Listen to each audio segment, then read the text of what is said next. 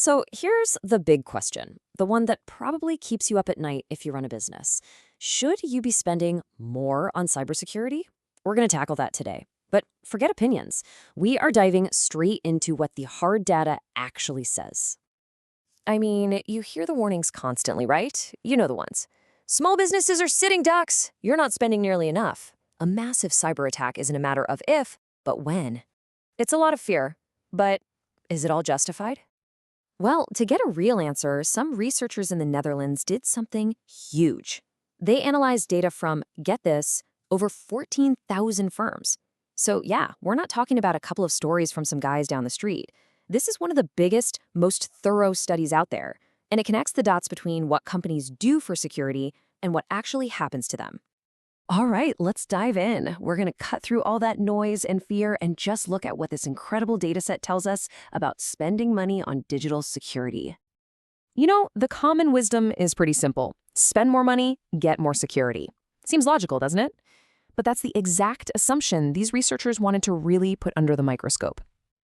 Okay, but wait, before you can figure out if security works, you kind of have to define what good security even looks like. I mean, how do you measure that for thousands of totally different companies?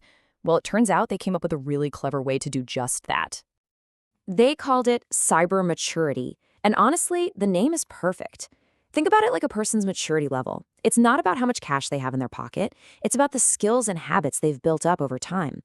It's the same idea for a company. It's not about the budget. It's about what security measures are actually in place and running. So here's the breakdown of how they built this maturity index. First, they identified 11 key security measures. Then, and this is the smart part, they ranked them from the really basic stuff almost everyone does, all the way to the super advanced, rare stuff. From there, they could score every single company and then sort them into 4 buckets: low, medium high, and high maturity. And what they found first, well, it's pretty much what you'd expect. Take a look at this chart. Bigger companies tend to have higher maturity scores. Makes sense, right? They've got more people, more money, so they put more security in place. Nothing shocking here, yet. Okay, and here is where we get our first big plot twist. This is the point where the data starts to get really, really interesting and maybe even a little weird. I mean, it's a simple question, isn't it? If you have higher maturity, you must have fewer cyber incidents. That's the whole point, right? But is that what the data actually showed? Whoa. Okay, look at this. The result is just fascinating. The companies with low maturity, they reported very few problems.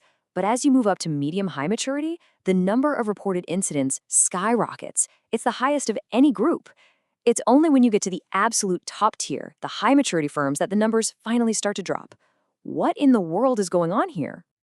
Yeah, the researchers have a name for this, the reporting paradox, because it looks like adding more security actually makes the problem look worse, not better. It's completely backward. Or is it? Okay, here's the aha moment. It all comes down to the difference between detection and prevention. See, those basic security measures, they don't really stop attacks. What they do is make you aware of them.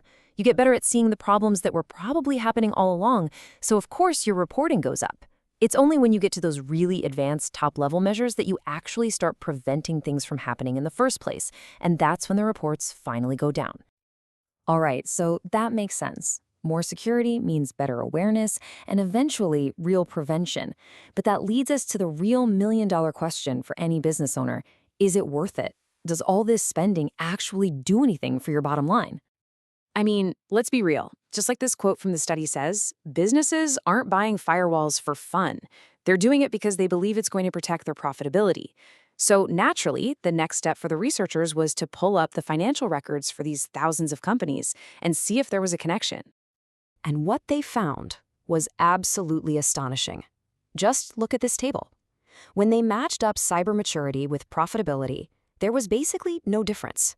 It didn't matter if a company had low security, medium, or high. Their average profitability was pretty much the same, right around 5% across the board. Let me just repeat that because this is the headline finding. After looking at over 14,000 companies, this massive study found no significant connection between how much security a company has and how much profit it makes. Zero. None. So, wow, If better security doesn't lead to more profit, what are we even doing here? Does that mean it's all useless? Well, no, not at all. It just means we need to think about this whole thing from a completely different angle. So let's boil this all down. What does this actually mean for your business? First off, throwing money at the problem isn't a magic fix. It doesn't automatically mean more profit, and as we saw, it might not even mean fewer reported problems, at least at first. Second, you have to know what you're investing in. Are you buying awareness and detection with basic tools, or are you aiming for prevention with the advanced stuff? And finally, maybe, just maybe, all that panic that small businesses are about to fall off a cliff is a little overblown. This data suggests they might actually be making pretty smart, rational choices based on their needs. And that brings us right back to you and the final, most important question. The next time you're thinking about your cybersecurity budget, ask yourself, what am I really investing in? Am I investing in detection, in prevention, or am I just investing in peace of mind? Because after seeing this data, it's pretty clear you need to know the answer.